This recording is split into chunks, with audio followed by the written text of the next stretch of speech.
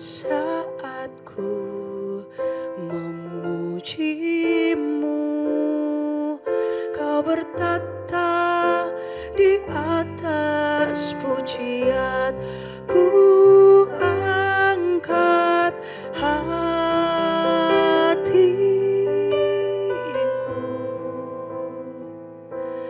Ku pandang ke kudusan-Mu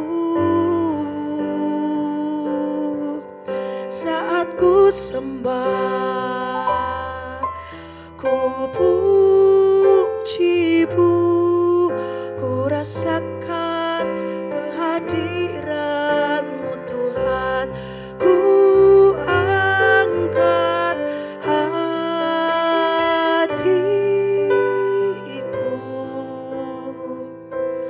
Ku pandang ke kudusan-Mu saat ku sembah, ku puji-Mu, ku rasakan kehadiran-Mu Tuhan, ku rasakan kehadiran-Mu Tuhan, ku rasakan kehadiran-Mu Tuhan. Haleluya, kami rasakan hadirat-Mu, kami rasakan Engkau hadir. Terima kasih Yesus.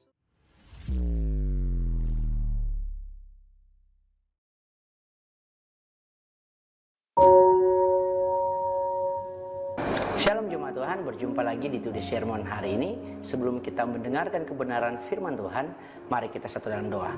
Bapak, kami bersyukur buat hari ini kami ada semua karena kemurahan Tuhan. Hamba akan menyampaikan kebenaran firman-Mu. Tuhan memberkati, biarlah menjadi rema buat kami semua. Dalam nama Yesus, haleluya, amin. Saudara-saudara, mari kita buka Alkitab kita dalam 1 Tesalonika 5 ayat yang ke-16. Ayat ini merupakan ayat favorit atau ayat emas bagian orang percaya. 1 Tesalonika 5 ayat yang ke-16 berkata, bersukacitalah senantiasa. Saudara-saudara, saya sebagai seorang leader di youth dan sebagai seorang mentor juga di youth, ada sesuatu hal yang berkesan buat saya dari seorang menti saya. Berkata begini, Kak, sebelum saya mengenal Yesus, hidup saya itu begitu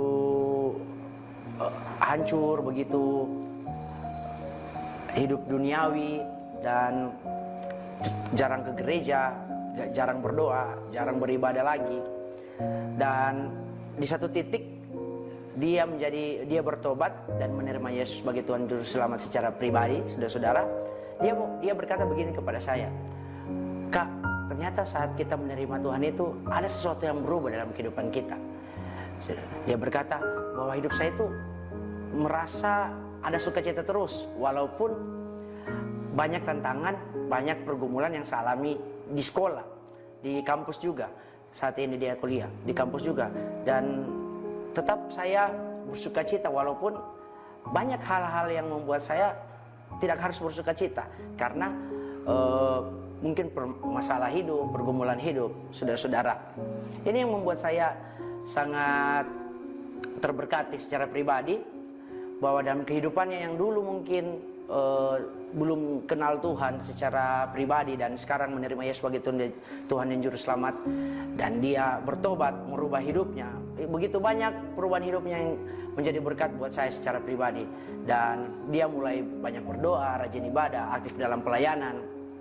Dan satu hal yang menjadi poin penting di dalam firman Tuhan, dia tetap bersukacita walaupun di tengah-tengah pergumulan hidup. Saudara-saudara, dalam ayat yang kita bahas tadi, dalam 1 Tesalonika 5 ayat 16, Paulus menasihatkan jemaatnya yang ada di Tesalonika untuk tetap bersukacita meski mereka harus mengalami penderitaan yang begitu rupa karena penganiayaan. Saudara-saudara, tantangan menjadi pengikut Kristus memang sungguh nyata dan benar-benar mereka alami, jemaat Tesalonika alami pada saat itu. Maka dari itu, Rasul Paulus ingin jemaat di Tesalonika secara khusus memperkokoh komunitas mereka atau persekutuan mereka yang dengan menghormati pimpinan. Dalam ayat 12 juga dijelaskan sampai ayat 13, hidup damai dan saling membangun. Di ayat 14 dan 16 juga dijelaskan. Dan di ayat yang kita baca tadi, bersukacita senantiasa. Di ayat 17 dikatakan mereka harus tekun berdoa. Dan di ayat 18 mereka dikatakan bersyukur. Terus semangat. Di ayat 19 dikatakan terus bersemangat, menguji diri dan menjauhkan diri dari kejahatan. Saudara-saudara, bersukacita memang sulit sekali diterapkan oleh orang-orang yang mengalami tekanan hidup atau penderitaan dalam hidup. Tetapi dengan sukacita yang timbul meluap dari hati kita, seseorang akan mampu untuk melakukan kehendak Allah. Saya ulangi saudara-saudara, mungkin saat kita mengalami duka cita, atau saat kita mengalami penderitaan, atau kita saat ini mengalami pergumulan, mungkin akan sulit kita bersukacita. Tetapi yang harus kita yakini, dengan sukacita yang timbul dalam hati kita, kita akan mampu untuk melakukan kehendak Allah. Amin saudara-saudara. Kita bisa bersukacita dalam segala keadaan karena kita percaya bahwa penderitaan yang kita alami akan ada masanya. Amin saudara-saudara.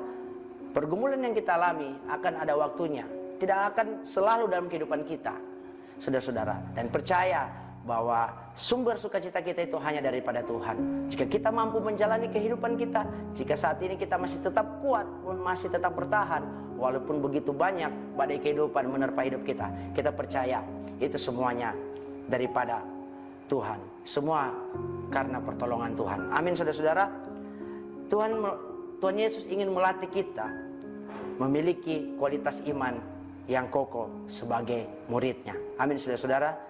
Jadi oleh karena itu bersukacitalah karena penderitaan yang kita alami, cobaan yang kita alami itu hanya sementara. Kita mampu menjalaninya semua karena kekuatan daripada Tuhan.